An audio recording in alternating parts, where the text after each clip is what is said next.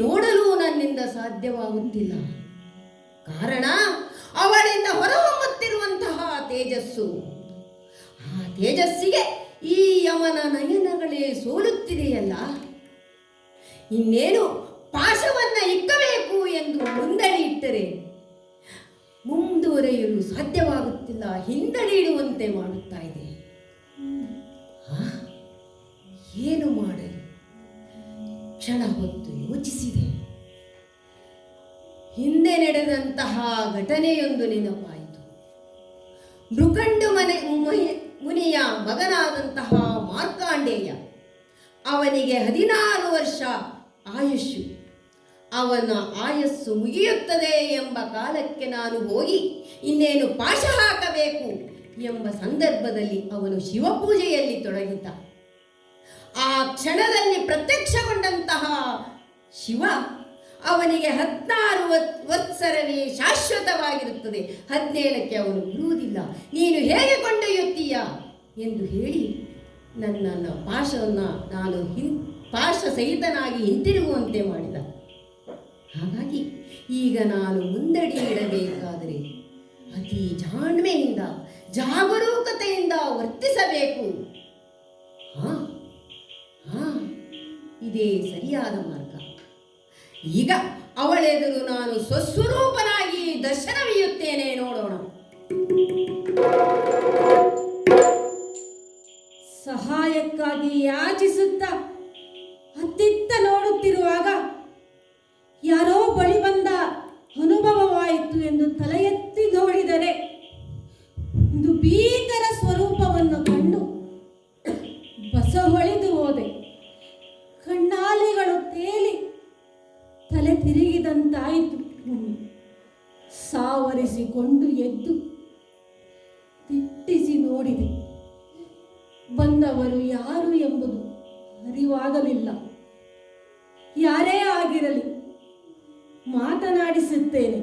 ಶ್ರೀಯುತನೇ, ಶ್ರೀಯುತನೇ, ನೀನಾರು ಕೊಳ್ಳಿರು.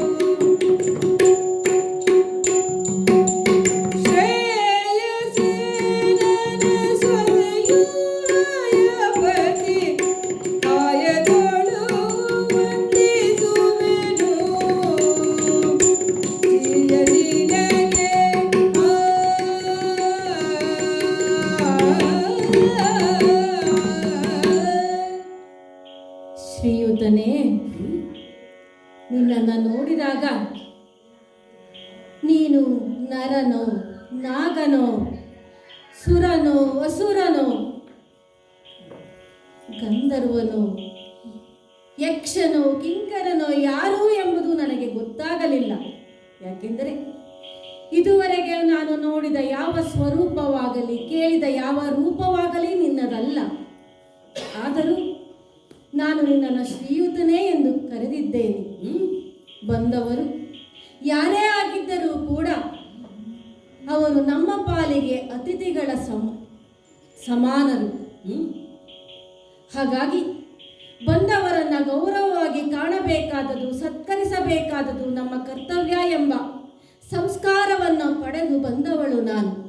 ಹಾಗಾಗಿ ಈಗ ನನ್ನೆದುರು ಒಮ್ಮಿಂದೊಮ್ಮೆಲೆ ಪ್ರತ್ಯಕ್ಷನಾದ ನಿನ್ನನ್ನು ಶ್ರೀಯುತನೇ ಎಂದು ಕರೆಯುತ್ತಾ ಶೂರಸೇನನ ಸೊಸೆಯಾದ ಅಶ್ವಪತಿಯ ಮಗಳಾದಂಥ ಈ ಸಾವಿತ್ರಿ ವಂದಿಸುತ್ತಾ ಇದ್ದಾಳೆ.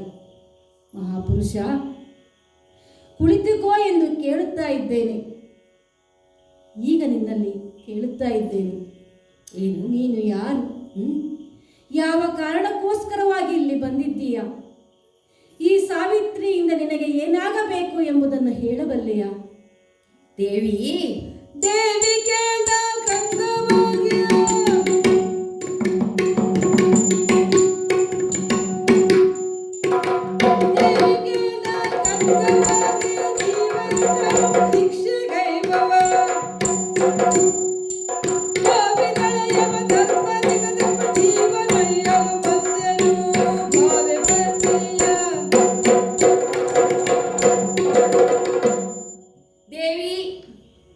ಶ್ರೀಯುತನೇ.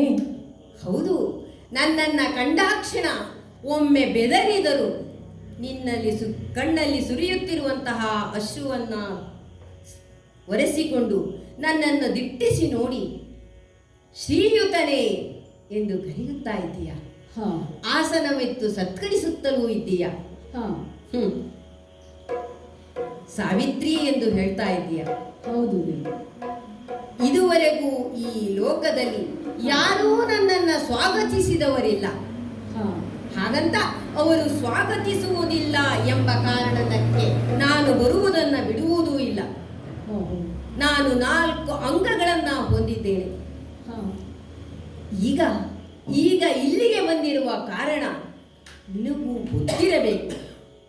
ನಿನ್ನ ಪತಿಯಾದಂತಹ ಆ ಸತ್ಯವಾನನ ಆಯುಷ್ಯ ಮುಗಿದಿದೆ. ಅವನನ್ನ ನನ್ನ ಲೋಕಕ್ಕೆ ಕರೆದೊಯ್ಯಬೇಕು.